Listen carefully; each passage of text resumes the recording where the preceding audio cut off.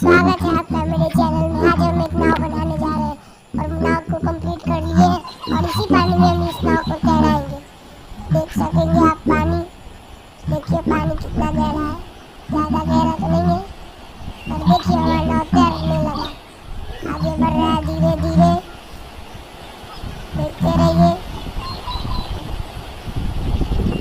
देखिए हमारा नाव कितना आगे जा चुका है।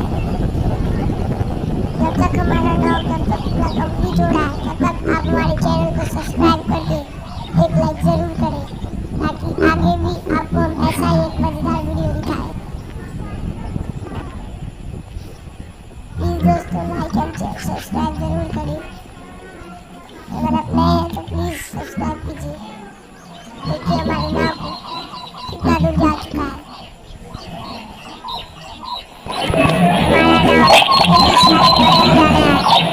ये देखिए फिर से आ गया हमारा नाव। अब आपको हम ये नाव को थोड़ा सा पास जा करके दिखाएंगे। थोड़ी देर हुई है,